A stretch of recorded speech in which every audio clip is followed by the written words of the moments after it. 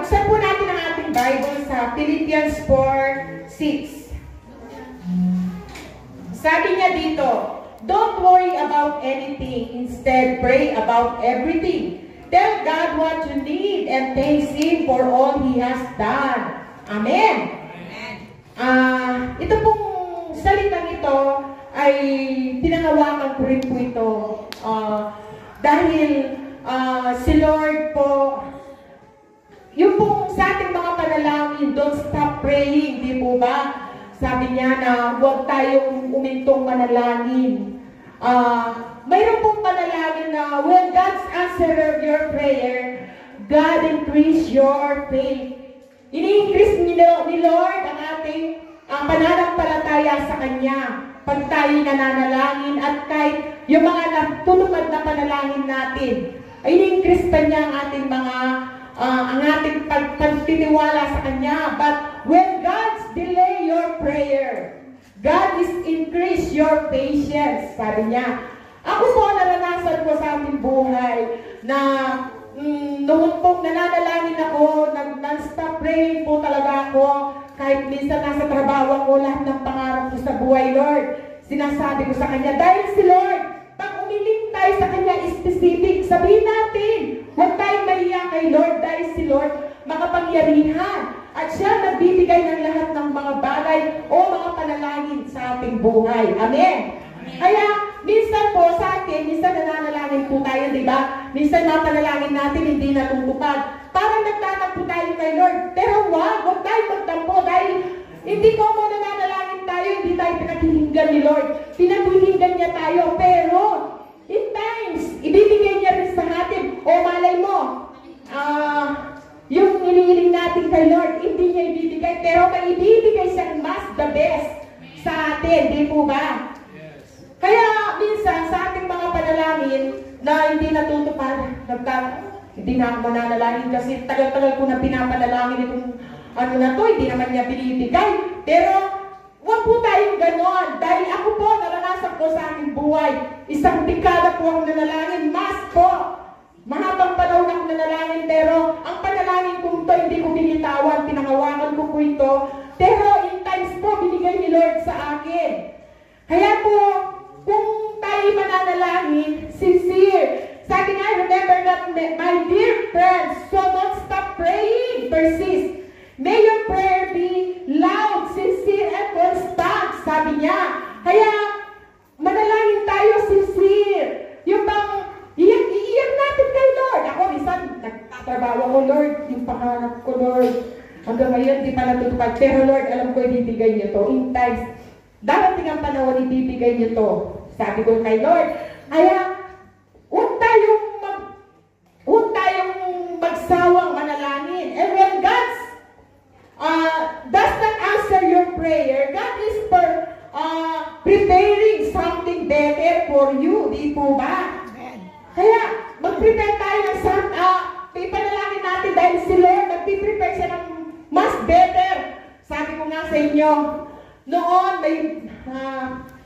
si Lord ang itinataas ko sa oras na ito. Dahil makapangyarihan si Lord, yung panalangin ko na ilang dekada na pinapanalangin ko, pero tinupad niya. Kaya sa oras na ito, gusto ko lang maihayag ang kabutihan ni Lord. Noon po nanalangin ako dahil may binibentang lupa sa amin. Hindi po binigay ni Lord yun.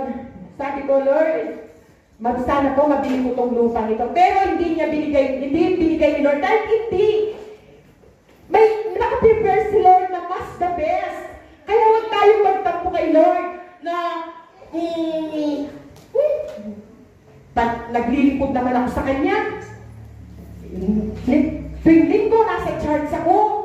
Kumikilos naman din ako, nasa media ako, nasa music ministry ako, tumutulong ako sa church, nagtatides naman ako, ba't lahat ng mga itong panalangin ko to, kahit sa isa lang na panalangin ko na hinihiling ko sa Kanya, hindi niya binibigay. No! Mali po tayo doon. Dapat maging sincere pa tayo sa ating panalangin. Huwag natin bibitawan yun dahil si Lord may nakaandang mas the best. Kaya yun po, yung panalangin ko yun, hindi ko nabili yung lupa na yun. Tapos kumain na naman ibinebenta sa aming lupa. Hindi na naman po namin nakuha. Sabi ko, Lord, Sabi ko, alam ko, mayroon kang mas the best na ibibigay sa amin. Sabi ko, kasi sabi ng ate ko, lahat ng binibili natin hindi natutuloy, no? Sabi niya, sabi ko, hindi will ni Lord pag ganyan, sabi ko. Kaya mayroon nasa Canada kami noon, may tumawag sa akin na ibinibenta naman daw na lupa. Dahil noon po talagang pangarap ko bumili ng lupa na tatayuan nga namin ng apartment. Yun po, hindi natutuloy yun, yung mga binibili namin. Kaya nasa Canada kami, sabi ko, if God's will, ate, sabi ko sa ate ko, if God's will, mabibili namin yan. Kasi napakamahal, wala naman kami ganun malaking pera, sabi ko sa kanya. Tapos, pinag-pray ko rin yun kasi lahat ng gusto ko na hindi ko nakukuha. Itong binibigay na sa amin na to, sabi ko, siguro ito yung the best na binibigay. Pinangako ni Lord sa akin. Sabi ko na mayroon siyang nakaprepare. Sabi ko na mas the best kaysa sa una. Kaya ito po, God is good. Dahil yung panalangin kong isang dekada na may isang dekada na pinangahawakan ko, na hindi ko binibitawan, hindi ako sumuko. Talagang bawat panalangin ko, nakasama siya sa panalangin ko ito. Kaya natupad na. Sabi ko, Lord, God is good talaga, sabi ko, na talagang huwag tayong magsawa, huwag tayong manginawa, yung sumuko, magpatuloy lang po tayong maglingkod sa ating Panginoon dahil ano bang mga pagsubok naman na darating sa atin, mayroon namang kapalit yun.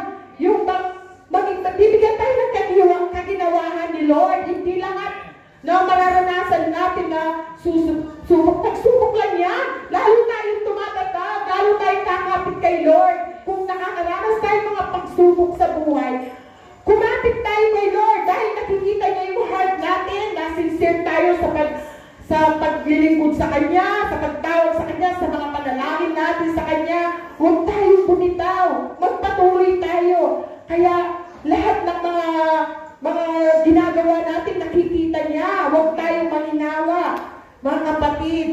Kaya kami po, sa tagal na namin dito, marami po kaming naranasan sa buhay na mahirap po. Naka-abroad tayo, pero wala tayong pera. Tuwing maawakan kong pera, pinapadala ko sa Pilipinas. Sabi ko sa asawa ko, ganito ba talaga ang abroad? Sabi ko, abroad ka nga, pero wala tayong pera. Hindi natin mabili yung gusto nating bilhin. Ikukwento ko lang po sa inyo, noon po, yung mga kapatiran, may lumalabas po sila. Sabi ng asawa ko, ayahan mo sila, hindi tayo pwedeng makisabay sa kanila kasi wala tayo. Pag tapos ng mga anak natin, magkakapera na tayo, pwede na tayo sumabay sa mga ginagawa nila. Sabi niya, kaya ako, hindi ako talaga bumibili ng damit. Hinihintay ko lang yung mga bigay ng mga amo ko. Hinihintay ko lang talaga, sabi ko nga sa tatay ko noon, nung buhay pa siya, lahat ng mga sinusuot ko, bigay ng mga amo ko. Sabi ko. Pero, sabi ko gano'n, darating ang panahon pag tapos na ang ating mga anak, mabibili ko na ang gusto ko. Tapos sabi ng tatay ko, magtapos kayo ng pag-aaral. Mahawa kayo sa mga magulang ninyo. Ang nanay nyo, basurera sa Spain. Sabi niya, basurera daw po ako sa Spain, sabi ng tatay ko.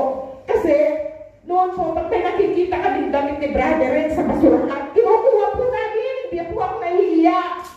Kinukuha po namin, yun po ang sinusuot namin mag-asawa.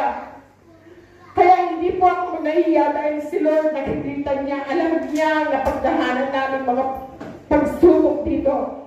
Pero hindi kami natinan, hindi kami nagbumitaw sa Kanya, nagpatuloy kami naglingkod sa Kanya. Dahil napakabuti ni Lord, alam ko, tinitignan ko yung kabutihan ni Lord. Hindi, abang panahon, taghirap. Sabi ko, darating ang araw, bibigyan niya tayo ng magandang buhay. Kaya ngayon, salamat kay Lord. Lahat ng mga pangako niya sa amin, binigay niya. Ngayon, nakakabili na ako ng damit. Amen. Nakakabili na ako ng damit. Kung nakikita nyo, nakakabili na ako. Dati talagang wala. Puro bigay lang ng ako ang hinihintay ko. Pag walang binigay ang ako, tinagsanak ako yung mga lumang damit ko. hindi ako bumibili. Inuuna ko ang mga anak ko.